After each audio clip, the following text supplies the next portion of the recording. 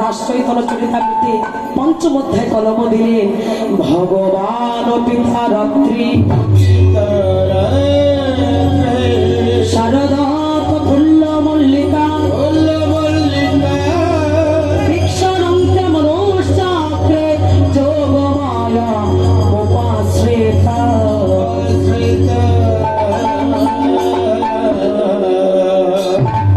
ভগবান ও পিতা রাত্রি, ভগবান হয়েও ও পিতা রাত্রি কোন রজনী? শারদৎ ফুল্ল মল্লিকা সেই রজনী বিশ্বরন্তে সমাগত দেখিয়া যোগমায়াকে আশ্রয় করিয়া ক্রিয়া করিতে ইচ্ছা করি যে আমার ভগবান। যোগমাশ্রিত লীলা, যোগমায়া ছাড়া কখন লীলা হয়নি, মা মিলন হবারও নয়, লীলাও হবে না। সেই যোগমাকে স্মরণ করে আমরা লীলা স্মরণ করব। শরদ চন্দ্র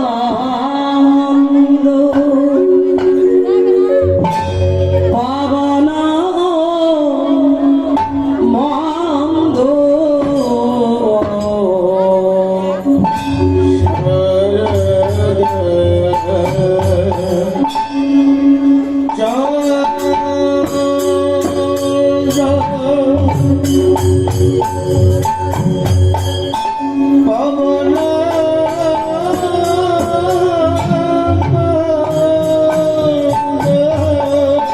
বিপিনে ভরলো কুসুম বন্ধরে আহারে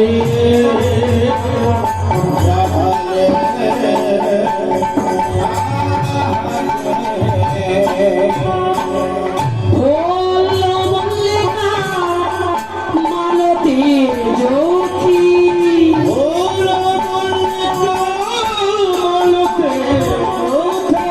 দেখো ফুল্ল মল্লিকা মালতী জ্যোতি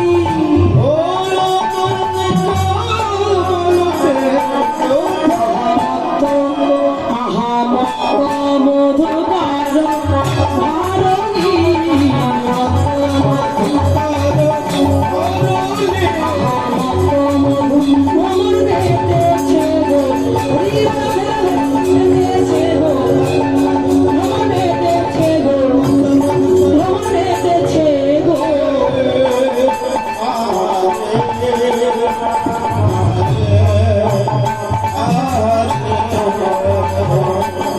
শারদী আরে ছাড় উদয়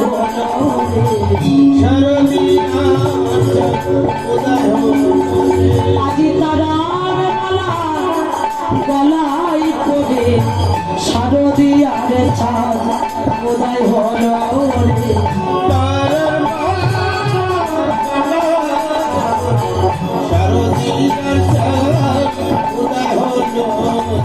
দেখো নীল আকাশে চাঁদ উঠেছে শারদিয়া পড়ে নেমারাতে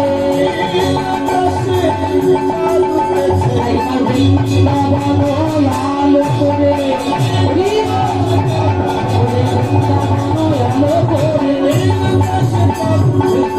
শারদিয়ার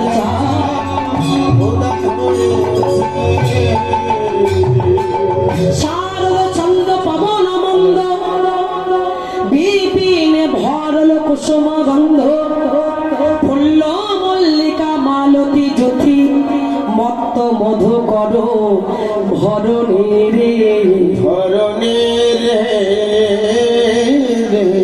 শারদ চন্দ্র স শব্দের শক্তিবিন্দু, র শব্দের রতি, দ শব্দে দমন করা।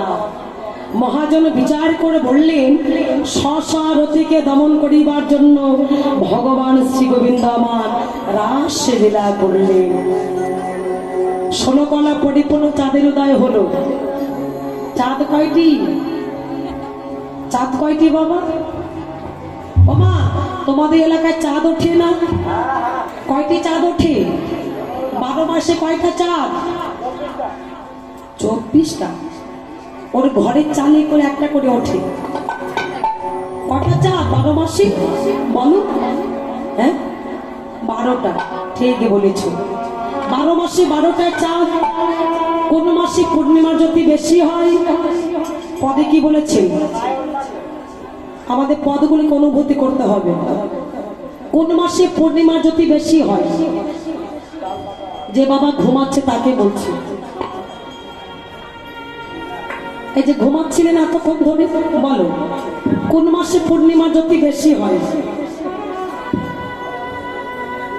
এই যে ঘুমিয়ে ঘুমিয়ে সময় নষ্ট করবে, সকালবেলা যখন জিজ্ঞাসা করবো, ও দাদা রাস কেমন শুনলে গো, বলে কে জানি, ভালো হয়নি, ঘুমিয়েছি এটা তো বলবে না, দোষ হবে কীর্তনের। হ্যাঁ, কোন মাসে পূর্ণিমা জ্যোতি বেশি হয়? কি বলে? কার্তিক মাসে। এখানে পদে কি কার্তিক মাস লিখেছে? কানগুলো কোথায়? যাও চা খেয়ে এসো, যাও চা খেয়ে এসো, যাও। বলে কার্তিক মাসে। আরেক পাগল বলেছে আষাঢ় মাসে, উনি বুঝে আষাঢ় মাসে হয়েছিল, এই জন্য কথাটা মনে আছে। এখানে পদে কি বলেছে? শারদ চন্দ্র পবন মন্দ। শরৎ ঋতু কোন মাসকে বলে? কি গো, কেউ জানে না? শরৎ ঋতু কোন মাসকে বলে? ভাদ্রবা আশ্বিন, এই 2 মাসকে বলে শরৎ ঋতু। আর ঠিক সেই দিন পূর্ণিমার জ্যোতি সবচেয়ে বেশি হয়। ভগবান শ্রী গোবিন্দ সেই শারদীয় পূর্ণিমা রজনীতে রাস পূর্ণিমা করেছে। তাই গৌর প্রেমানন্দ হরি বল।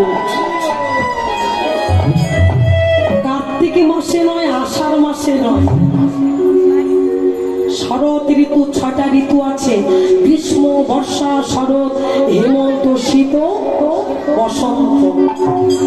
আমাদের প্রত্যেকে পদগুলিকে আস্বাদন করতে হবে।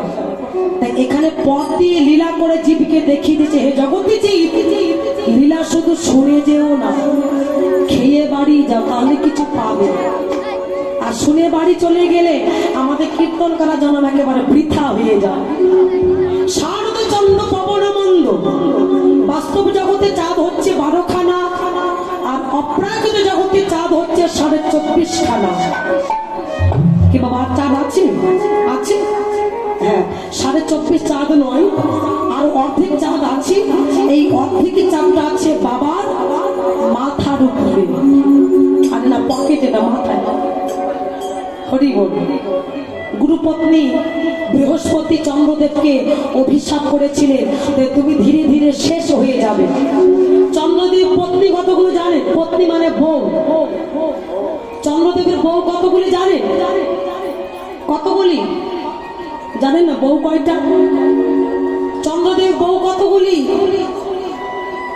27টি। এই 27টি নক্ষত্র হচ্ছে চন্দ্রদেবের পত্নী। আগে 27 কন্যা হচ্ছে আমার দক্ষ রাজার কন্যা। দক্ষ রাজাকে চেনেন বাবা? শিবের শ্বশুর, গণেশের দাদু। শিবের শাশুড়ি নাম কি জানো? কি নাম? মেনকা। এর অনেক কাহিনী আছে, আমি ওদিকে যাচ্ছি না। সেই অর্ধেক চন্দ্র বাবা ধরে রেখেছেন, ওই 27টি নারীকে রক্ষা করেছেন। প্রতিপ্রতা রমণী হতে হয়, একমাত্র প্রতিপ্রতা রমণী ছাড়া স্বামীকে কেউ রক্ষা করতে পারে না। সেই চন্দ্রদেব সেই 16 কালা পরিপূর্ণ চাঁদের উদয় হয়েছে। পবন, পবন মানে বাতাস, মন্দ মন্দ ভাবে প্রবাহিত হয়ে গেল। আর ওই দিকে শুধু পবন নয়, বৃন্দাবনে যে ফুলগুলি ছিল ওই সকল কুসুম দলগুলি আমার গোবিন্দ সেবা লাগিবে বলে বিকশিত হলো। যিনি বৈষ্ণব কবি আজ দর্শন করে বললেন একবার চেয়ে দেখো, বৃন্দাবনে গোবিন্দ সেবায় লাগিবে বলে কয়টি ফুল ফুটেছে যেন, দেখো 5 রঙে ফুল ফুটেছে, 5 রঙে ফুল ফুটেছে, চোখ ভরা মধু নিয়ে 5 রঙে ফুল ফুটেছে। আজ গোবিন্দ সেবা লাগিবে বলে 5 রঙে ফুল ফুটেছে।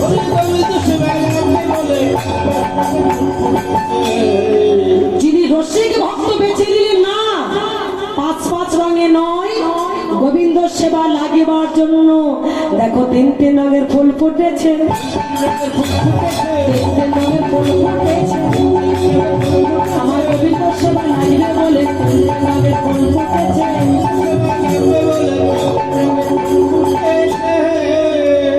আপনাদের প্রশ্ন হতে পারে, আগে 5 রং বললাম, পরে রসিক ভক্ত ডেকে বলছে 5 রঙের নয়, যেন 3টি রঙের ফুল ফুটেছে। তাহলে 3টি রং কি কি কি গো মা? একটি হচ্ছে সাদা, আরেকটি লাল, আরেকটি গোলাপি। ওই দেখ ওটি বল না, গোলাপি নয়, সাদা গেল, লাল গেল। আরেকটি ফুলের রং কেমন বাবা? সাদা কালো মিশ্রিত, যাকে বলে শ্যামলা। কীর্তনটাকে ভুলে গেলে চলবে না, মনে করে রাখ। হ্যাঁ, এই 3টি রং ফুল ফুটলেন। যখনই ফুল ফুটেছে দেখবেন কিছু ফুলের গন্ধ আছে বাবা, ওই গন্ধ শুনে মনে হয় না ফুলটা এখানে ফুটেছে, আছে না? কিছু ফুলে গন্ধ আছে না, আর কিছু ফুলে গন্ধ আছে বাবা ভালো লাগে না। আর ওই ফুলের গন্ধে মধুকর ভবন আমার ওই ফুলের গাছে ছুটে চলেছেন আমার ফুলের মধু পান করিবে বলে। ওই ফুলের চারিপাশে গিয়ে যখন গুনগুন শুনে গান করিতে লাগিল, কুসুম দলগুলি ডেকে বলছে ভ্রমর বধূ, তুমি যত ইচ্ছে মধু পান করিবে করো, তোমার কাছেই মিনতি, ফুলের পাপড়ি যেন ঝরে না গো, পাপড়ি যেন ঝরে না গো, ফুলে বসবে ভালোই করিবে, পাপড়ি যেন ঝরে না গো, পাপড়ি যেন এই কুসুম দলকে দেখে বললে ভ্রমর বধূ যত ইচ্ছে মতো পান করিবে করো, ফুলকে যেন আঘাত করো না। কেন জানো? যদি আমাদের একটু করে দাও, আমরা যেন গোবিন্দ সেবায় লাগিব না। ওহে ভ্রমর বধূ যত ইচ্ছে মধু পান করিবে করো, তুমি যেন ফুলের পাপড়ি যেন ঝরে ফেলো না, ঝরে ফেলো না। ভ্রমর বধূর কেমন অবস্থা হলো? হে রাত রাতি ওই ছানা ভাতি, ওই ছানা ভাতি, হে রাত রাতি ওই ছানা ভাতি, রাত রাতি ওই ছানা ভাতি,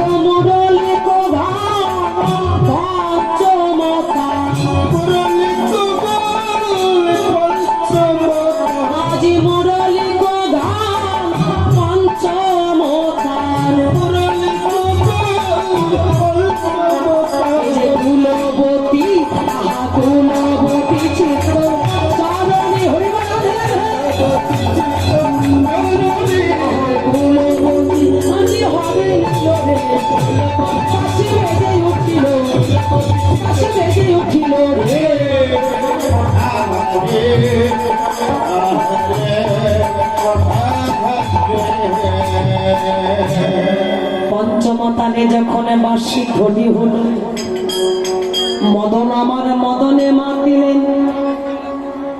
মদনে কয়টি বান? 5 পঞ্চবান শিশুকালে পড়েছি না বাবা, মনে আছে তো? তাহলে 5 পঞ্চবান কি কি? মদন, মাদন, শোষণ, স্তম্ভন, মোহন। মদন আবার অহংকার করে বলেছিল কৃষ্ণ আমার আছে পঞ্চবান, তবে শোনো এই পঞ্চবানের মধ্যে আমি এক এক করে বান নিক্ষেপ করেছিলাম। মদন কার ছেলে বাবা? মদন কার ছেলে? ভোলানাথ।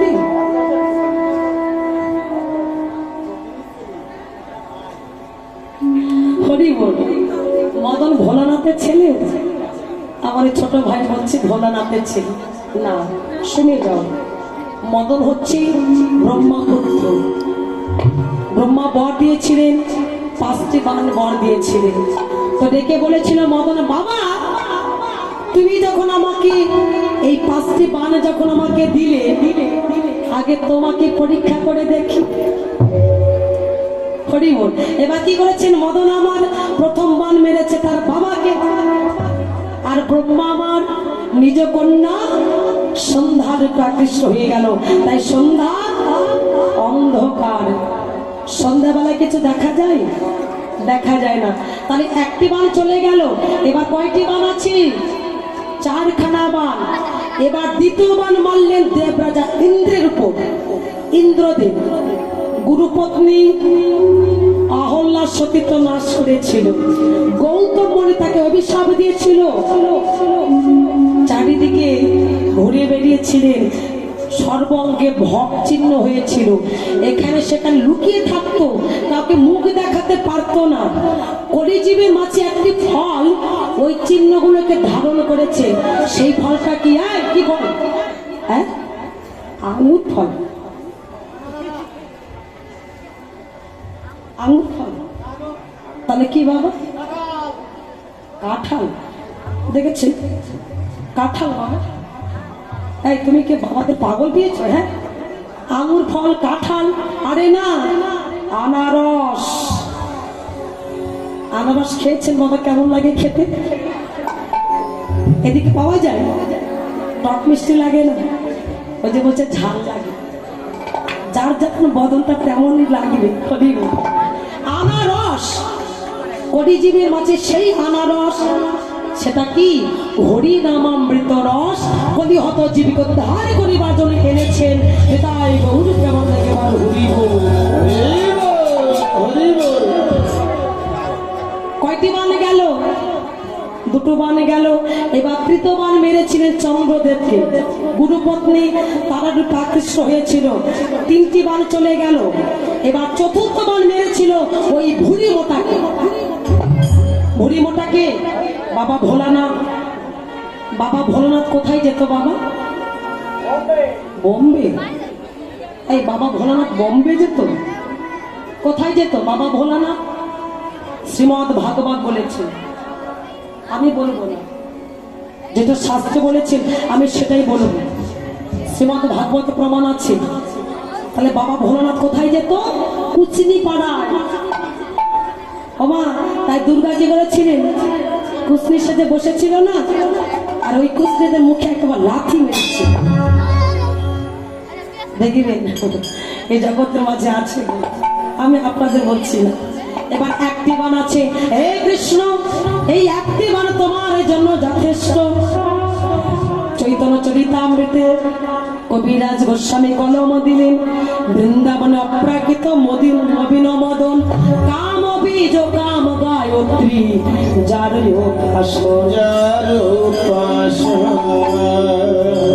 একমাত্র মদন দমন হবে কাম বীজ কাম গায়ত্রী। এটা জানা আছে তোমার? যদি মদন রেগে যায়, সঙ্গে সঙ্গে কামবীজ কামগায়ত্রী উপাসনা করিবেন, জপ করিবেন, দেখবেন মদন একেবারে গলে জল হয়ে যাবে। মদন আর রাগ থাকবে না। এমন সময় ওই মুরলীকে ডেকে বলে, মুরলী তোমার ধ্বনি প্রতিধ্বনি প্রতিব্রজ গভীর আঘাতে করে এসো। শোনো তো গোপী প্রেম হিরোপী মনোহি মানহি আপনা সখীরে।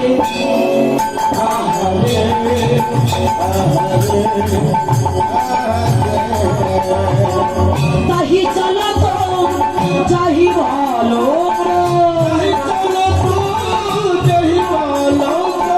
তাহি চলা তো যাহি বলো, মুরলী গো মুরলী গো ভালো লালনী বেজে উঠিল, বেজে উঠিল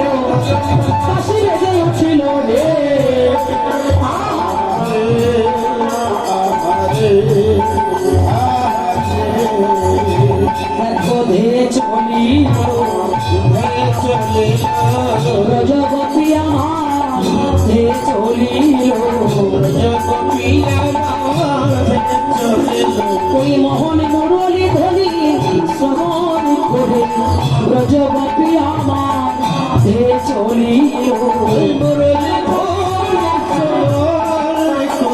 গোবিন্দ তোমার গোলাম বলে কৃষ্ণ প্রাণ কৃষ্ণ বলে কৃষ্ণ প্রাণ কৃষ্ণ বলে ব্রজগোপী আমার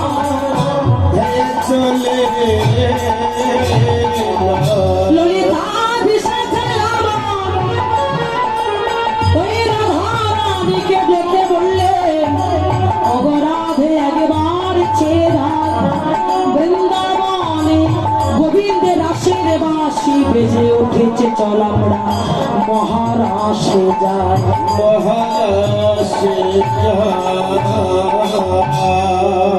এরা হচ্ছে নৃত্য সিদ্ধা গোপীগণ রাধানীকে ডেকে বলছে রাধে ওই যে না বৃন্দাবনে রাসের বাঁশি বেজে উঠে চল আমরা মহারাসে চলে যাই নৃত্য সিদ্ধা গোপীগণ চলে গেল এবার যাচ্ছেন কারা সাধন সিদ্ধা গোপীগণ মহারাসে কয় প্রকার গোপী ছিল বাবা 3 প্রকার নৃত্য সিদ্ধা গোপী সাধন সিদ্ধা গোপী আর কৃপা সিদ্ধা গোপী এই সাধন সিদ্ধা গোপীগণ কারা যারা ত্রেতার যুগে 60,000 বাল্য খিল্ল মণিগণ ছিলেন বনমাঝে সাধনা করেছিল প্রভু রামচন্দ্র সীতাকে হারিয়ে উন্মত্ত পাগল হয়ে ছুটে চলছিল এমন সময় মণিগণ ডেকে বলেছিল প্রভু আমরা যার সাধনা করছি আর সেই ভগবান একটা নারীর পিছনে ছুটে চলছে আজ থেকে আমরা সাধনা করব আমরা নারী হতে চাই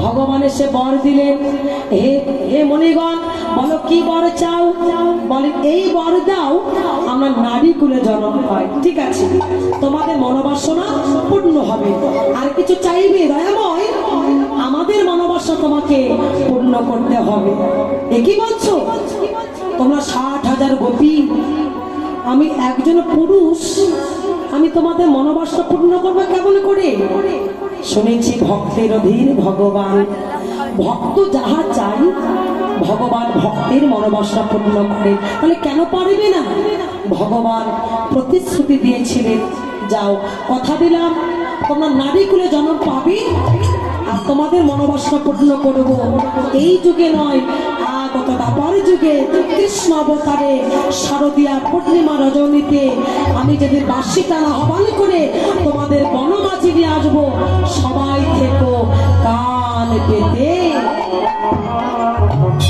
আজ সেই দিন বিছড়িয়ে হো নিজ হিরে হো বিছড়িয়ে হো নিজ হিরে হো এক নয়নে কাজল দেহ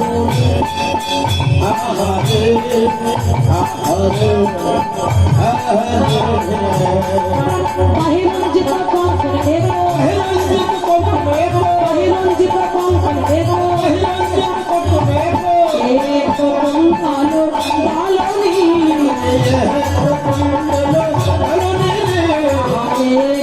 ভালো দোলায় চলে দোলায় চলে দোলায় চলে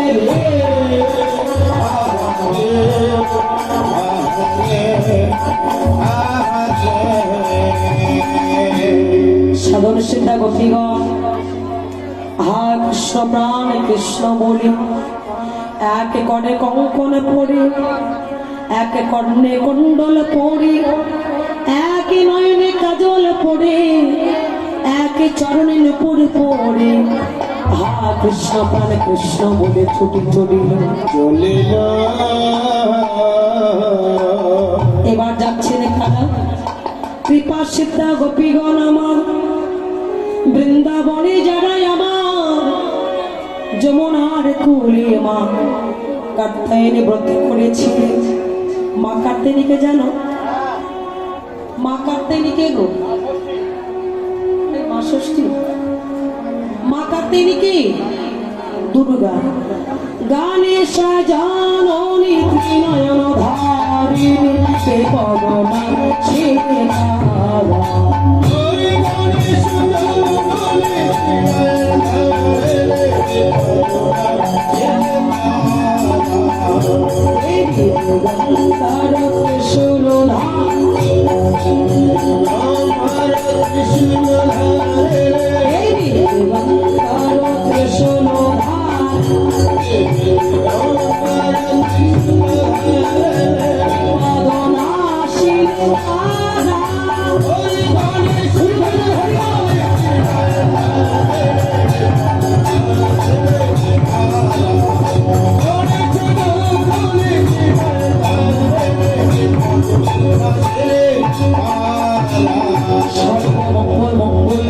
সেই বেশ সর্বাস সাধিকে স্মরণে ত্রম্বকে গৌরী নারায়ণ নমস্তুতে।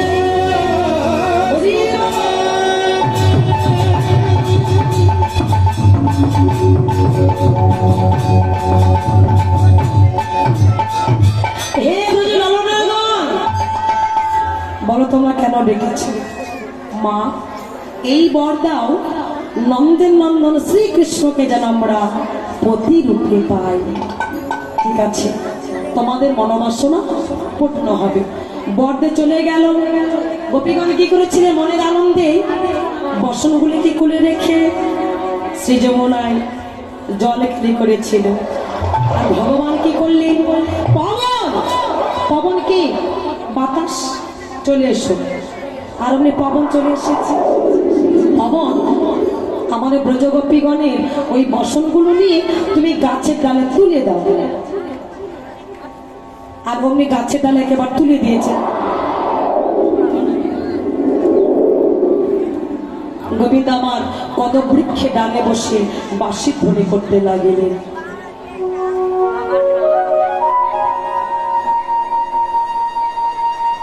গোপীগণ জলকেলি করতে করতে এক গোপী আরেক গোপীকে দেখতে পাচ্ছে।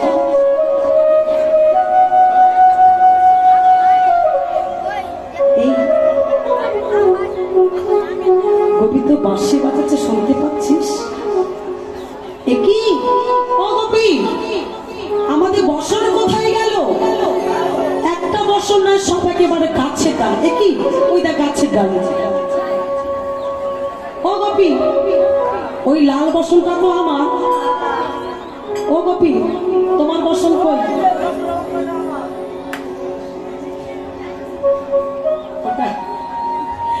এমন সময় দেখছেন গোবিন্দের চরণ ঝুলছে। একই তুমি আমাদের বসন চুরি করেছো, দাও দাও, আমাদের বসন দাও। গোবিন্দ বলছে, শোনো গোপীগণ, উঠে এসে নিয়ে যাও। তোমরা সবাই উঠে এসো। একই জানো না, নারী রঙের ভূষণ বসন। আর সেই তো বসন আমাদের অঙ্গে নাই, আমরা কি যেতে পারি? লজ্জাকে আবরণ করি বসন চাইলে, ভগবানের কৃপা হয়নি। এই যে শোনো, তোমরা যে একটু আগে বর চেয়ে নিলে, তোমরা কি আমাকে প্রতিরূপে পাও? তো পতির কাছে পত্নী কি লজ্জা আছে? তোমরা তো এমনি করে কৃপা হবে না। বুঝতে পারলেন? হে গোবিন্দ, যেদিন এসেছিলাম জগৎ সংসারী,